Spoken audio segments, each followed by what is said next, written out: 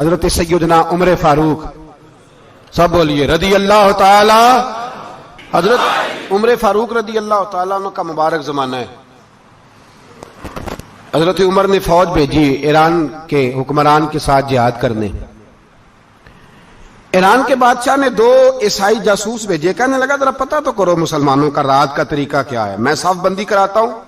وہ ساری رات صف بندی کراتا رہا، 2 جاسوس آئے مسلمانوں کی معلومات کرنے۔ معلومات کر کے جب واپس گئے تو حضرت عمر فاروق رضی اللہ تعالیٰ عنہ کے سپاہیوں کو دیکھا، غور سے پلٹے تو بادشاہ کہنے لگا کیا حال دیکھ کے آئے ہو؟ کہنے لگا سارے مسلح پہ بیٹھے ہوئے، جتنے گھنٹے ہم وہاں رہے ہیں مجاہدین مسلح پہ رہے ہیں، یوں لگتا ہے جیسے ان کا دنیا داری سے کوئی تعلق۔ اور کہنے لگے بادشاہ کوئی ایسی طاقت ہے جس کو وہ بلا رہے تھے، کوئی ایسی قوت ہے جس کو وہ پکار رہے تھے، ہمیں بھی وہاں کھڑے ہو کے محسوس ہوتا تھا کہ ہاں کوئی ہے جو آ جائے گا ان کی مدد کے لیے، کوئی ہے جو پہنچے گا ان کی مدد کرے گا۔ ایران کا بادشاہ کہنے لگا مجھے سمجھ آ گئی ہے، وہ جسم کی طاقت سے ہی نہیں لڑتے، وہ کوئی غیبی طاقت ہے جس سے وہ لڑتے ہیں۔ بھائی وہ غیبی طاقت بھی تو ہمارے پاس ہم نے ناراض کر لیا نا، وہ بھی تو نہیں نا، مسجد کا رخ بھی تو کوئی نہیں۔ اور میں نے پچھلے جمعے بھی کہا تھا، پھر کہتا ہوں، وہن ہو گیا امت کو۔ نبی پاک نے فرمایا امت کو وہ کیا ہے، دنیا سے محبت ہو گئی ہے، موت سے کراہت ہو گئی ہے، وہن ہے۔ صحابہ کرام کو موت سے بڑا پیار تھا، موت سے بڑی محبت کر، ہماری طرح نہیں، وہ کہتے تھے مریں گے تو منو مٹی، تو وہاں ٹھیک ہے عذاب قبر حق ہے، لیکن میں کہا کرتا ہوں سالوں کے بعد جو پردیس سے ماں کے پاس آئے، ماں اسے عذاب نہیں دیتی، اس کا ماتھا چوما کرتی ہے۔ اور بھائی جو رب کریم کی بارگاہ میں جائے گا تیرا کیا خیال ہے، گل سڑ جائے گا؟ مدینے والے حبیب نے فرمایا قبر المومن روضۃ من ریاض الجنہ، فرمایا میرا مومن جب قبر میں جاتا ہے تو اللہ جنت کے سارے دروازے کھول دیتا ہے، وہ تو اللہ کی رحمت میں پہنچتا ہے۔ کون کہتا ہے مومن مر گئے، وہ تو قید سے چھوٹے اپنے گھر گئے۔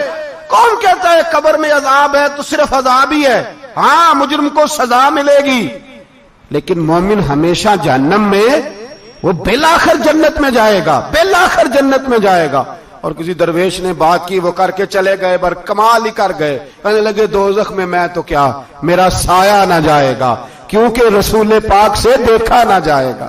نبی پاک سید عالم علیہ السلام کے غلام تو دیکھو نا، ساری زندگی عمر فاروق، بخاری پڑھو تو صحیح، ساری زندگی عمر ہر نماز کے بعد کہتے تھے اللہم ارزقنا شہادت فی سبیلک، اللہ بسترے پہ موت نہ دینا، موت مجھے شہادت کی دینا۔ حضرت سیدنا مولا علی شیر خدا کرم اللہ تعالیٰ وجہ الکریم ساری زندگی کہتے رہے اللہ علی نے میدان میں عمر گزاری ہے، اسے شہادت کی موت عطا فرما۔ او بھائی یہ تو شہادتیں مانگنے والے۔ حضرت امام حسین میدان کربلا میں کھڑے تھے، شمر کہنے لگا حسین تیری چاروں جانب موت ہے، تو آپ فرمانے لگے تجھے ابھی ہمارا پتہ ہی نہیں، موت سے تو ہمارا پیار چلتا ہے۔ اور فرمایا یہ شہادت تو ہمارا پیچھا کرتی ہے، پہنچ جاتی ہے جہاں ہم ہوتے ہیں، موت سے ڈرا رہا ہے۔ مسلمان کا مرنے کو دل نہیں کرتا، ورنہ وہ اتنی بڑی کوٹھی میں کون رہے گا؟ مرنے کو دل اس لیے نہیں کرتا کہ وہ جو 6 کروڑ 10 کروڑ ڈالر لوٹ کے رکھے، مر گئے تو کھائے گا کون؟ وہ فقیر فاقہ مست تھے، ان کا گھر ہی کوئی نہیں تھا، ان کے بینک بیلنس ہی کوئی نہیں تھے، وہ کہتے تھے گھر ہمارا ہے وہ جو ہمارے رب نے تیار کیا ہوا ہے، ہمارا بینک بیلنس ہے وہ جو ہمیں جنت میں جا کے ملے گا، ان کا تو یہ کھاتا ہی کوئی نہیں تھا، اس لیے وہ شہادت کی۔ حضرت عمر بن جموع رضی اللہ تعالیٰ عنہ میدان احد میں 4 بیٹے لے کے آئے، کتنے بیٹے بول کے بتائے؟ 4 بیٹے لے کے عمر بن جموع آئے، اور خود ایک ٹانگ سے لنگڑے سے آپ ہی ہیں، ٹانگ چھوٹی ہے، حضور کے سامنے کھڑے ہوئے کہا محبوبہ میرے 4 ہی تھے، میں 4 لے آیا ہوں، قبول کر لے۔ تو حضور نے فرمایا تو کیوں تلوار اوڑے آیا ہے، یہ تو نے کیوں گلے میں اسلحہ ڈالا ہوا ہے؟ کہا یا رسول اللہ میں نے بھی تو جانا ہے نا۔ تو حضور نے فرمایا 4 بیٹے جو ہیں۔ تو حضرت عمر بن جموع نے بات کی، صحابہ کہتے ہیں ہم لبوں سے مسکرا رہے تھے، آنکھوں سے رو رہے تھے، کیا عجیب انداز ہے۔ حضور نے فرمایا عمر 4 بیٹے جو آ گئے تو رہنے دے۔ تو حضرت عمر رو پڑے، کہنے لگے محبوبہ کیا لنگڑے جنت میں نہیں جائیں گے؟ کیا حضور میں لنگڑا ہوں تو میرے لیے جنت کوئی نہیں؟ میرے حبیب پاک سید عالم صلی اللہ علیہ وسلم نے فرمایا عمر تو ضرور جنت میں جائے گا. کہا محبوبہ پھر بچے بعد میں جائیں گے, میں پہلے میدان میں جاؤں گا. ایک بی بی 4 بیٹے لے کے آئی احد میں. کہا محبوبہ کل کمائی تھی میں لے آئی ہوں, میرے پاس کوئی اور شے ہوتی تو میں بچا کے نہ رکھتی. بیٹے دے کے نا حاضری لگوا کے تو واپس دروازے پہ لے گئی. تو حضرت سیدنا عبداللہ ابن عمر فرماتے ہیں بی بی بول رہی تھی تو میرا جذبہ جہاد بڑھ رہا تھا. اپنے بیٹوں کو کہنے لگی میں تمہیں حضور کے پاس چھوڑ کے جا رہی ہوں, جب تم میدان میں گرو گے تو میں تمہیں دیکھنے آؤں گی, دیکھنا تمہاری پشت پہ کوئی زخم نظر نہ آئے. جتنے تیر کھانے ہوئے سینے پہ کھانا, جتنے تلواروں کے نیزوں کے زخم برداشت کرنے ہوئے یہاں کھانا, پشت پہ زخم نظر نہ آئے. حضرت عبداللہ ابن عمر فرماتے ہو بی بی کی گفتگو میرا جذبہ جہاد بڑھا رہی تھی. ایک بی بی 3 سال کا 4 سال کا بیٹا لیے رو رہی ہے, احد کا دن ہے. سہیلیاں پوچھتی ہیں تو کیوں روتی ہے؟ وہ کہتی ہے دیکھو میرا خاوند بھی بدر میں شہید ہو گیا, بھائی اور باپ بھی. دل کرتا ہے کوئی جوان بیٹا ہوتا تو آج مصطفیٰ کے ساتھ اسے ہی بھیج دیتی. کوئی جوان میرے پاس ہے ہی 3 سال کا تو کیا کروں, 3-4 سال کا بچہ کیا کرے گا؟ پتہ نہیں کیا دلیل آئی, اچانک اٹھی, بیٹے کو سینے سے لگایا, کپڑا ڈالا, مسجد نبوی پہنچ گئی. حضرت بلال کہتے ہیں مجھے ملی, کہنے لگی بلال مجھے پتہ ہے حضور تیاری کرا رہے ہیں جنگ کی, پر 2 منٹ اگر میری ملاقات ہو جائے. بلال حبشی کہنے لگے حضور ہم ایک بی بی ضد کر رہی ہے.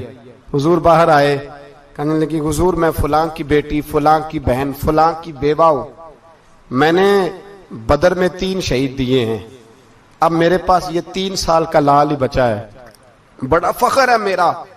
لوگ مجھے شہید کی بیوہ, شہید کی بیٹی, شہید کی بہن کرتے. دل کرتا ہے شہید کی اماں بھی کہیں جاؤں تو میرا بیٹا لے لیں. سیدنا بلال کہتے ہیں حضور مسکرائے, کہنے لگے یہ 3 سال کا نونہال کیا کرے گا؟ کہتے ہیں اماں کا عجیب جذبہ ہے. کہنے لگی محبوبہ سنا ہے اسلحہ بھی تھوڑا ہی ہے, ڈھالیں زیادہ کوئی نہیں, میرا بیٹا ساتھ رکھ لیں, جب آپ کی طرف کوئی تیر آیا نا تو میرا بیٹا ڈھال کے تو اس کو ڈھال بنا کے آگے کر دینا. محبوبہ ڈھال تو بانی سکتا ہے نا. حضرت بلال فرماتے ہیں مصطفیٰ کریم نے فرمایا جا میں نے قبول کیا, قیامت کے دن بیٹا گھر لے جا, جب تیرا نام پکارا جائے گا تو شہید کی اماں کہہ کے پکارا جائے گا, جا تو گھر لے جا. کہتے ہیں چلتے چلتے ایک غریبنی اور آ گئی, اتنی سی اٹی بان کی, اتنی سی. بلال حضور سے ملاقات ہو جائے گی. نبی پاک آ گئے تو کہا محبوبہ یہ غلبہ اسلام میں میرا بھی حصہ ڈال لیں. حضور نے فرمایا یہ کیا ہے؟ کہنے لگی حضور خامن فوت ہو گیا, اولاد اللہ نے بے نیازی سے دی نہیں, سویرے چرخہ کاٹ کے رزق حلال کھاتی ہوں, میرے پاس نا یہ اتنا سا بان ہے, ایک گھوڑے کی لگام بن جائے گی. محبوبہ حصہ تو ڈال جائے گا نا دین کے لیے, میری قبولیت ہو جائے گی. میرے حبیب نے ہاتھ اٹھائے اور دعا مانگی, کہے اللہ جتنا تو میدان کے مجاہدوں کو اجر عطا فرمائے اتنا اس غریبنی کو بھی عطا فرمانا, اتنا اسے بھی دینا. بھائی یہ جذبے تھے, یہ رنگ تھا امت مسلمہ کا, اس لیے کافر گھر میں بیٹھ کے کانپا کرتا تھا. اب اسے پتا ہے یہ اسی والی کار سے نہیں نکل سکتے, اسے پتا ہے کہ ہم نے انہیں بوتل پہ لگا دیا ہے, اب یہ پیپسی مرینڈا اور یہ پی کے کھانے کے ساتھ تو یہ مست رہتے ہیں, اب یہ نہیں نکل سکتے گھر سے, ہم نے انہیں ان چیزوں پہ لگایا ہے جو ان کے وجود کو کھوکھلا کر رہی, اب کیسے میدان میں نکلیں گے؟ وہ اس لیے نہیں ڈرتا کہ وہ تیری آسائشوں, تیری زندگی میں آنے والی سہولتوں سے آشنا ہے. موت بستر پہ بھی آ جاتی ہے, لیکن جس کو میدان میں آتی ہے وہ ساری زندگی زندہ رہتا ہے, وہ ساری زندگی زندہ رہتا ہے. بھائی مرنا تو ہے, لیکن اگر زندگی دین کے کام آئے گی تو امر ہو جاؤ گے, بچ جاؤ گے.